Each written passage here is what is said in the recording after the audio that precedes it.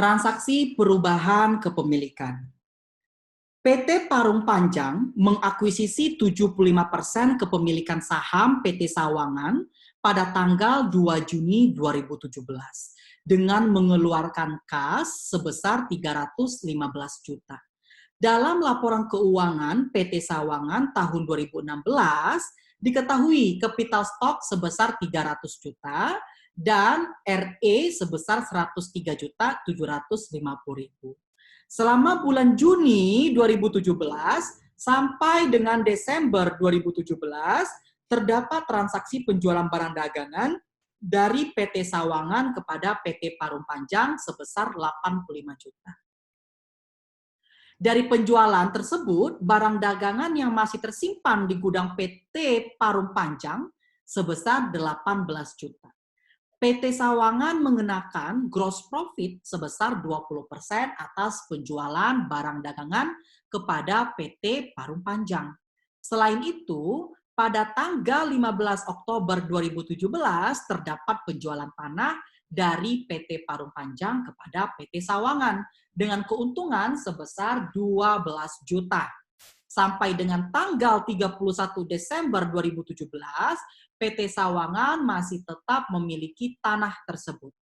Informasi lainnya adalah PT Sawangan memberikan dividen kepada pemegang sahamnya pada tanggal 15 Januari 2017 dan 15 Juli 2017, masing-masing sebesar 15 juta.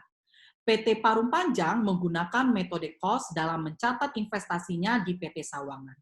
Dalam laporan keuangan PT Sawangan tahun 2017, terdapat informasi sales sebesar 250 juta, COGS sebesar 150 juta, dan expenses sebesar 25 juta.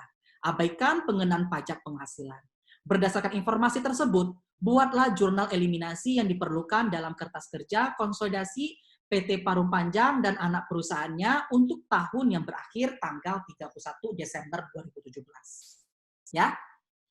Nah, di sini kita disuruh menggunakan metode cost. Langkah pertama ya, kita analisis dulu mulai mengakuisisinya 2 Juni ya, bukan di awal atau di akhir tahun atau merupakan interim acquisition. Kita cari dulu implied value-nya.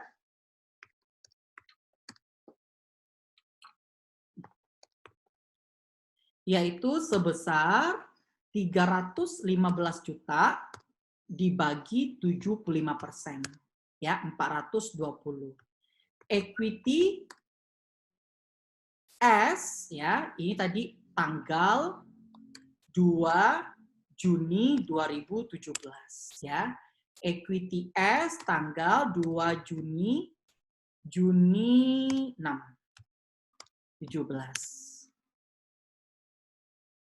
Oke. Di soal diketahui hanya, ini 2017 ya, mulai akuisisi. Hanya capital stock RE 2016 atau bisa dikatakan awal ya, awal 2017. Di sini ada capital stock awalnya yaitu 300 RE awal 2017 yaitu 103.750 ya. Atau di sini lebih jelasnya 2016. Nah, sekarang kita mengakuisisinya 2 Juni 2017. Berarti sini ada, kita cari dulu net income sampai tanggal 2 Juni 2017. Atau boleh namanya pre-acquisition income, ya. Berapa net income yang dilaporkan 2017? Nah, tidak ada, cari dulu ya. Dari mana? Ada sales 250 dikurangkan dengan COGS-nya 150 dikurangkan dengan expenses-nya 25.000. Ya. Dapat 75 net income-nya. Nah, sebelum akuisisi berapa bulan? Januari, Februari, Maret, April, Mei. Ya, ini masih Juni awal ya. Berarti 5 bulan. Kalikan 5/12. Untuk dividen, kan mempengaruhi ekuitas ya. Dividennya tadi 2 kali. 15 Januari dan 15 Juli, masing-masing 15 juta. Yang pre mana sampai tanggal 2 Juni, yaitu 15 Januari, 15 juta. Pre-acquisition dividend. Ya, 15 juta mengurangi. Nah, ini baru bisa kita totalkan. Ya, 420. Sehingga excess value-nya 0, ya, tidak ada. Ya. Berikutnya, sebelum kita membuat jurnal eliminasi, kita buat dulu perhitungannya ya, karena menggunakan metode cost ya, kita cari dulu berapa NCI expense-nya dan lainnya. Oke. Di sini bisa kita menggunakan dua cara metodenya, pre-acquisition income method. Ya, di sini net income yang pre-acquisition CI 75% dan NCI 25%. Ya, berapa yang pre? Yang pre berarti tadi 250.000 dikurang 150.000 dikurangi 25.000 ya. Sorry, yang pre berarti ambil aja angka yang ini 31. Nah, ya. Kalikan 75%. Kemudian dikalikan NCI-nya 25%. Net income post acquisition, kemudian amortization, adjusted income. Nah, yang post berapa? Kita hitungan lagi ya, 250.000 dikurangi 150.000 dikurangkan 25.000. Nah, berarti yang post kan 7 bulan ya, dikali 7 per 12. 43.750. Amortisasinya nggak ada, 0. Adjusted income-nya ya 43.750 dikalikan 75%, kemudian dikalikan untuk NCI 25%. Nah, kemudian ada transaksi interperusahaan. Nah, ini bulan Juni, berarti kan udah post ya, Juni 2017. Penjualan dari S ke P, inventory 85, ya. Gross profit-nya 20% dari penjualan, ending inventory P 18 juta. Oke, berarti unrealized profit inventory. Ya, berapa? Yaitu 20% kalikan 18. 3.600 karena upstream dikalikan 75% dan dikalikan 25%. Kemudian Oktober 15 Oktober 2017 penjualan tanah dari P ke S keuntungan 12.000. Unrealized gain tanah ya 12.000. Nah, karena downstream seluruhnya untuk CI. Nah, ini income recognize-nya.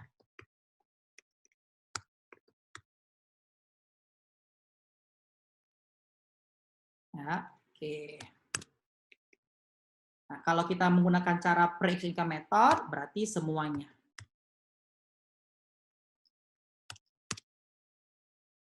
Nah, cara yang kedua, sales expense. Nah, ini boleh saya ini aja ya. Copy.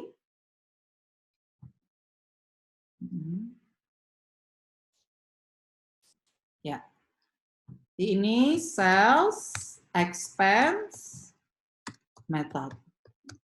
Nah, bedanya yang ini hanya post aja, post acquisition. 10.038. Oke, sekarang kita jurnal. Adjustment and elimination. Nah, kita menggunakan metode cost. Yang pertama, error and omission, ya, secara lengkap. No entry. Yang kedua, intercompany profit. Nah, kita mulai dari inventory, penjualan, debit sales, kredit, CO, GS. Nah, berapa tadi penjualannya? 85. Ya. Kemudian ending inventory, unrealized profit, berarti COGS pada inventory, yaitu 3.600. 3, tanah. Karena tahun ini ya, di tahun penjualan, gain on sale of land. Pada land sebesar 12.000. Kemudian yang ketiga, karena menggunakan metode cost, dividend income and dividend S. Nah, berapa? Kita dulu dividend income pada dividen. Berarti ini yang post ya, yang diakui setelah akuisisi, yaitu 15 Juli. Kan setelah 2 Juni ya, 15 juta. Berarti 15 juta dikalikan 75%.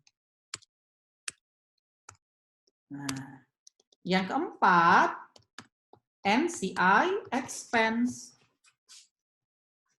NCI share.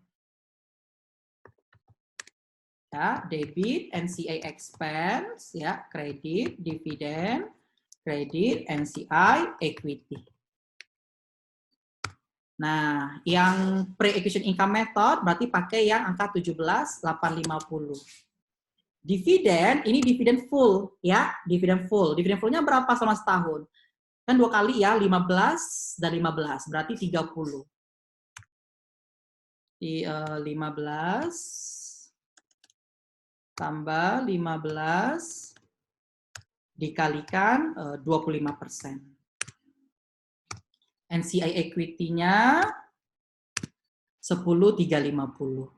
Nah, kalau cara sales expense method, nah ini berarti NCI expense, ini yang beda saja. Dividen, NCI equity. Nah, berarti NCI expense-nya 10.038. Dividennya sama 7.500 dan NCI equity-nya 2538. Kelima,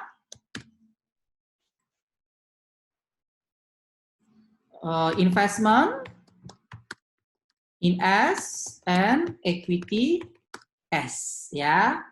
Sekalian pre-acquisition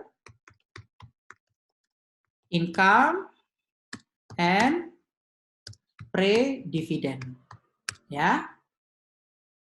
Oke, cara pertama dulu pre-acquisition income, kemudian common stock RE, ada excess? Tidak ada. Langsung di sini dividen yang pre, kemudian investment in S dan NCI equity. Nah, pre-acquisition income-nya di berapa? Sudah kita cari 23, 438. Common stock-nya yang awal 300. RE-nya yang awal 103. Dividen pre-nya yang berapa? Dividen pre tadi 15. Dividen pre-nya 15 dikalikan 75%. Ya, 11.250. Nah, investment in S-nya berapa? Supaya angkanya harus 315 ya. Berarti tambahkan common stock dan RE-nya dikalikan 75% ditambah 23438 dikurangkan 11250 ya, harus 315. NCI equity-nya, nah ini selisih debit dan kredit.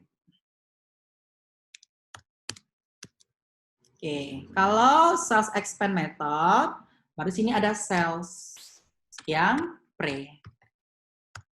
Kemudian common stock, RE, kreditnya. Nah, tadi komponen laba ruginya sini dari apa? Ada COGS dan expenses.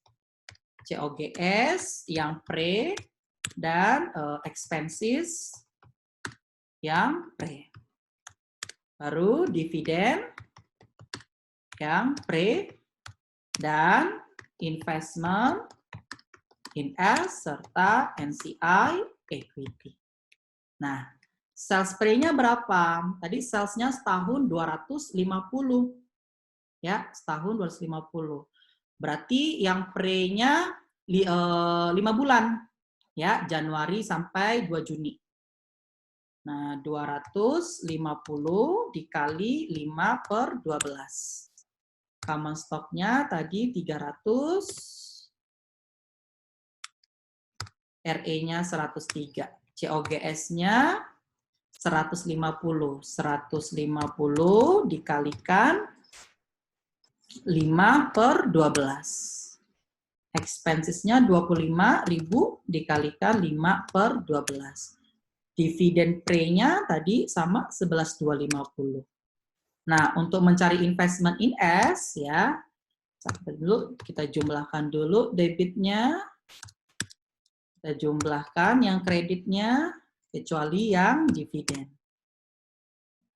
Oke, berarti 507 kurangi 72 dikalikan 75%. Ya, jangan lupa dikurangkan dengan dividen pre-nya. Ya, akan sama 315. NCI equity-nya baru selisih debit ya 108.750 kredit. Oke, sekarang yang keenam kan nggak ada ya, amortization ya, no entry. Kemudian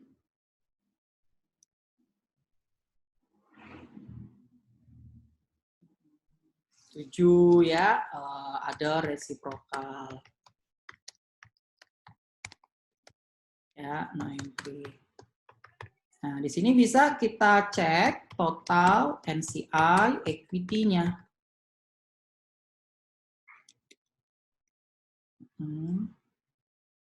Ya, yaitu 10.350 ditambah 100.